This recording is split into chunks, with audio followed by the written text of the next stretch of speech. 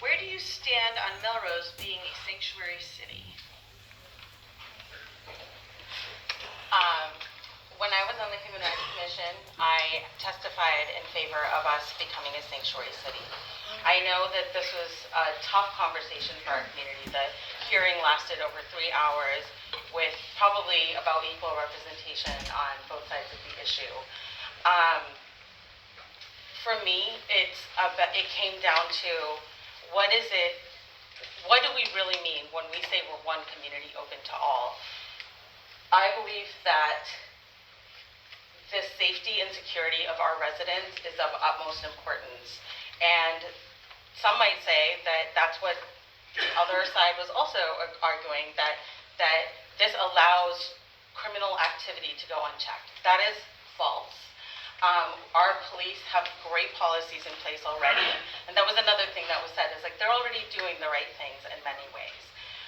Having a policy like this is so important for the residents who feel insecure as a result of the vitriol coming out of the White House.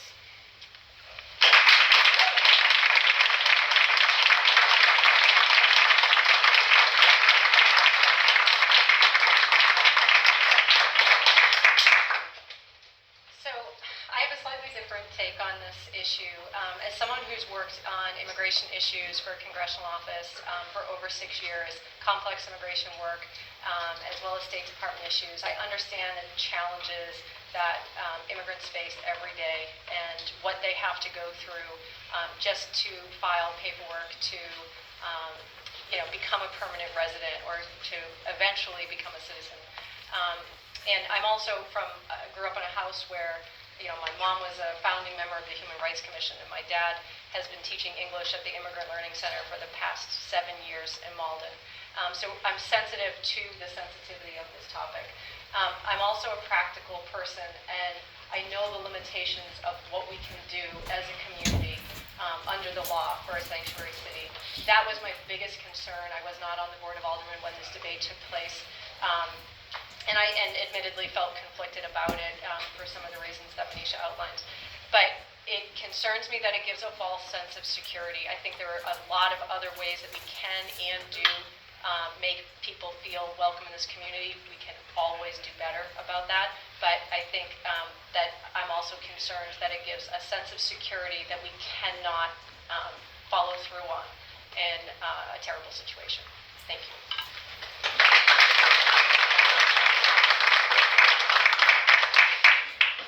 So there's no doubt about it, this was the decision, the vote that I took was the hardest for me in the 4 years that I've served on the Board of Aldermen. And I didn't arrive there overnight. I met with people at their homes on multiple occasions. I met with the police chief, I met with patrolmen and women, and I met with clergy to kind of wrap my head around what this actually meant. And the police chief said something one night at the meeting that really struck me, and he said, does anybody know what an illegal immigrant looks like? You don't. There could be in this room right now. We don't know. But what we don't do is we don't employ the tactics that are employed in other municipalities and states. And in fact, we've had outreach from some of the federal agencies to our police chief asking for our assistance in finding, spending resources, looking for illegal immigrants. And we have rejected those overtures. We do not employ the tactics that were asked for under this Sanctuary City petition. And I didn't feel that at the time, and as Jackie Lavender-Bird had raised, there could be some detrimental effects if we actually employed this provision. I think that the partnership that people have with our police department could have been in peril. People will then go into the shadows, and that's not the type of community that we want to have. We want people to know that they're safe here and that they're welcomed here, and I thought that having a sanctuary city resolution was the wrong way to go.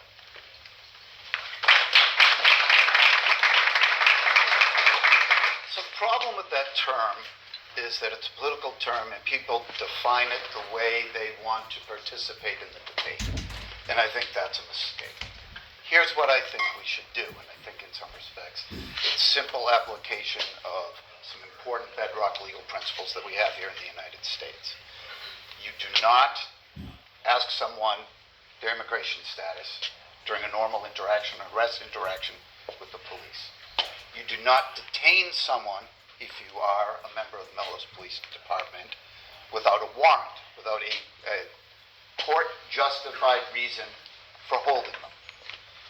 You don't enter into agreements with the Immigration and Customs Enforcement Service, because that is not the job of the Melrose Police Department.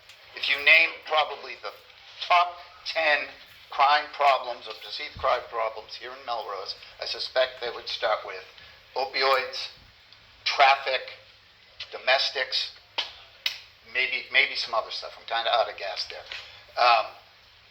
What we do, and what we should do, and what we are doing is following the law that does, in fact, protect people in going about their ordinary day-to-day business.